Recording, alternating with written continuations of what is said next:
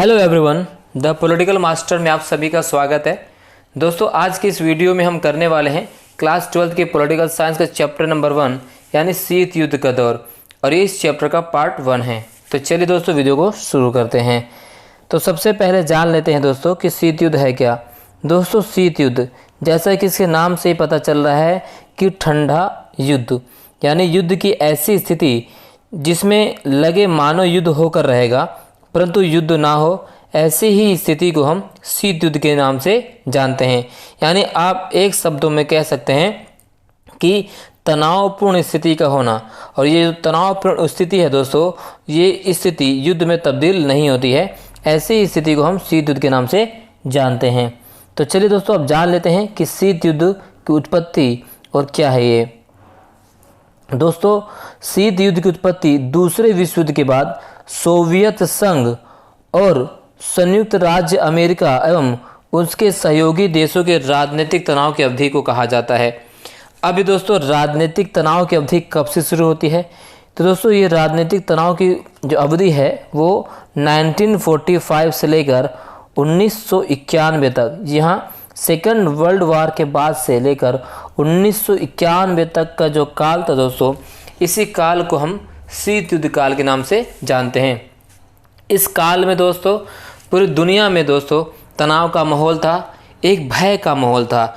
दुनिया को लग रहा था कि मानो युद्ध हो जाएगा और एक बहुत बड़ा विनाशकारी युद्ध जिसमें दुनिया समाप्त हो जाएगी। परंतु ये सिर्फ तनाव और भय तक ही सीमित रहा। ये तनाव और भय युद्ध की वास्तविक स्थिति नहीं ले पाया। ठीक है दोस्तों, अब बात कर लेते हैं कि शीत युद्ध जो है, यानी सेकेंड वर्ल्ड वार के बाद दुनिया दो खेमों में बढ़ जाती है। वो कौन कौन से दो खेमे होते हैं? तो दूसरे विश्व युद्ध के बाद जो है दोस्तों, दुनिया दो महाशक्तियों यानी सोवियत संघ और संयुक्त राज्य अमेरिका के वर्चस्व वाले खेमों में, शक्ति समूह में विभाजित हो जाता है।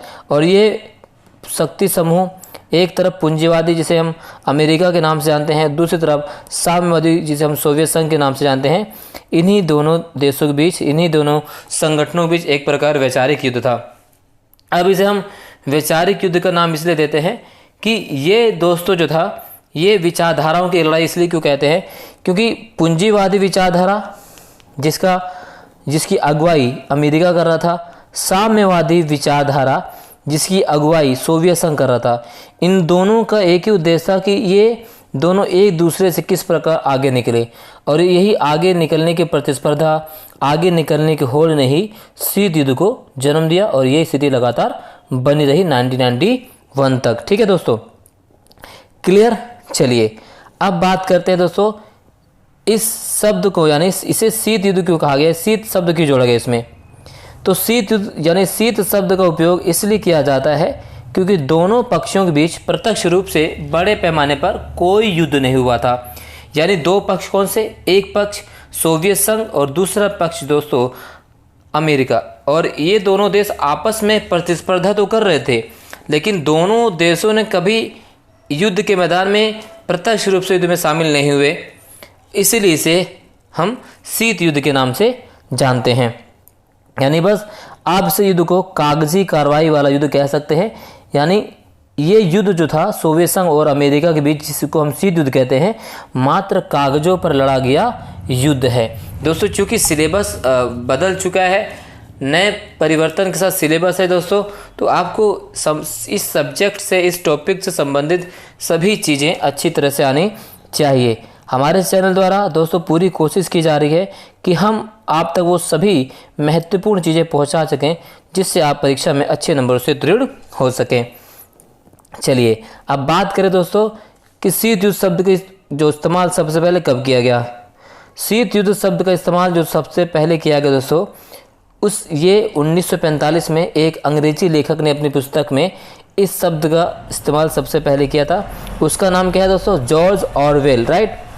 ठीक है, अब समझ लेते हैं दोस्तों सोवियत संघ के बारे में।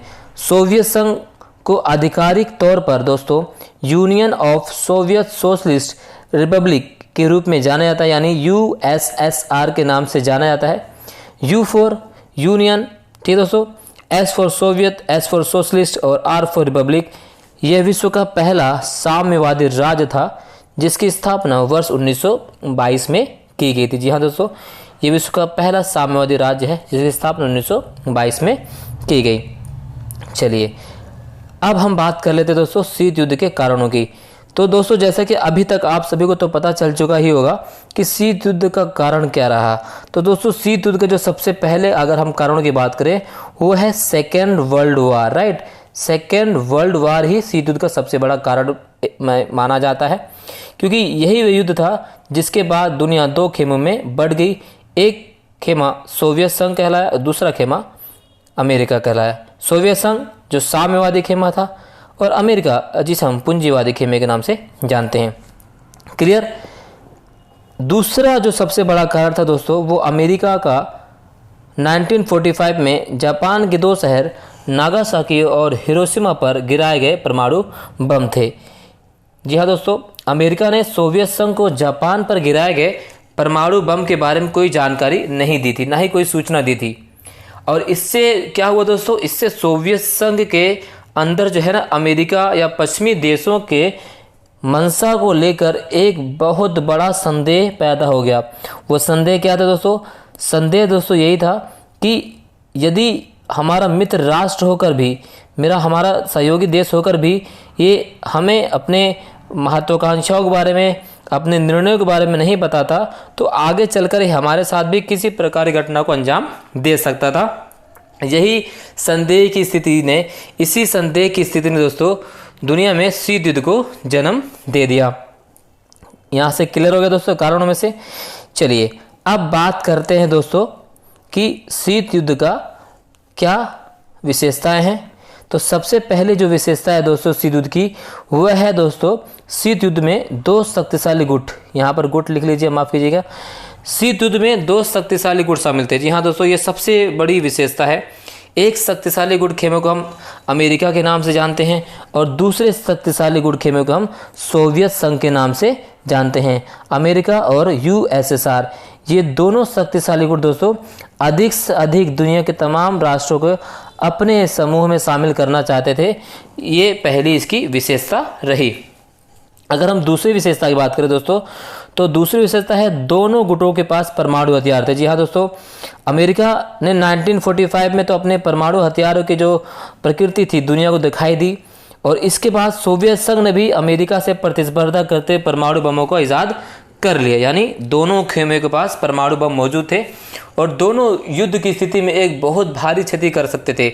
और इसीलिए हम ये भी कहते हैं ना, यही वजह थी कि दोनों देश परमाणु बम से लैस थे, और इसी लैस के होने की वजह से दोनों ने आपस में कभी प्रत्यक्ष रूप से युद्ध नहीं किया, क्योंकि दोनों को पता था कि अगर युद्ध हुआ तो दोनों को बराबर क्षति पहुंच सकती है। क्लियर। तीसरी विशेषता थी दोस्तों, वह है तीसरी विशेषता की अगर हम बात करें तो वह है दोनों गुटों ने सैनिक गठबंधन किए हुए थे। यानी दोनों गुट ने अनेकों सैनिक गठबंधन किए हुए थे। अगर हम अमेरिका की बात करें दोस्तों, तो अमेरिका ने 3 सैनिक गठबंधनों का इजाद किया था। इसमें जो सबसे महत्वपूर्ण दोस्तों वह है NATO, North Atlantic Treaty Organization, जिसकी स्थापना 1949 में की गई। इसी के साथ सीटो और सेंटो, और सीटो और सेंटो नाटो के जवाब में दोस्तों सोवियत संघ के द्वारा 1955 में 1955 में दोस्तों एक संगठन बनाया गया जिसे क्या कहा गया? वार्सा पैक्ट कहा गया। क्या कहा गया? Warsaw Pact. ठीक है। तो दोस्तों अगर हम सोवियत संघ की बात करें तो सोवियत संघ ने नाटो और इसके अन्य सैनिक संगठनों के उदारतापूर्वक अगर कहें तो उसका कंपटीशन करने के लिए, उसको जवाब देने के लिए क्या अपनाया था? उसने वार्सा पैक्ट की स्थापना की थी। जी हाँ, वार्सा पैक्ट 1955 में की गई थी। यानी ये वार्सा पैक्ट अमेरिकी सैनिक गठबंधनों के जवाब में इसकी स्थापना की गई थी ताकि इससे प्रतिस्पर्धा की जा सके। क्लियर। चौथी विशेषता दोस्तों जो कहा जाता है इसकी, वह है शीत युद्ध के दौरान दोनों गुटों एवं उनके सहयोगियों से आशा की जाती थी कि वे तर्कपूर्ण, जहां दोस्तों तर्कपूर्ण एवं उत्तरदायित्व व्यवहार करें। यानी जब भी इन्हें आवश्यकता पड़े बड़े और अमीर देशों को, तो छोटे देश उनका सहयोग करें। ठीक है। अब बात कर लेते हैं शीत युद्ध का, या शीत युद्ध के प्रभाव की। ठीक है। शीत युद्ध का जो सबसे पहला प्रभाव रहा है वो है दोस्तों विश्व का 2 गुटों में विभाजन। जी हाँ दोस्तों, शीत युद्ध का अंतर्राष्ट्रीय राजनीति में जो सबसे पहला और सबसे प्रथम प्रभाव पड़ा था वो ये है कि विश्व जो है दुनिया दो गुटों में बट गई थी। एक गुट अमेरिका के खेमे में शामिल हो गया, दूसरा जो दोस्तों वो सोवियत संघ था, राइट। शीत युद्ध की दूसरी विशेषता क्या रही? सैनिक गठबंधन की राजनीति।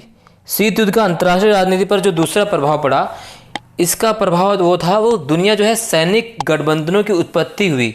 ऐसे अनेक सैनिक गठबंधन जैसे हमने आगे पहले चर्चा की है कि नाटो, सीटो, सेंटो और सोवियत संघ द्वारा इसी के जवाब में वार्सा पैक्ट की स्थापना की गई, है ना।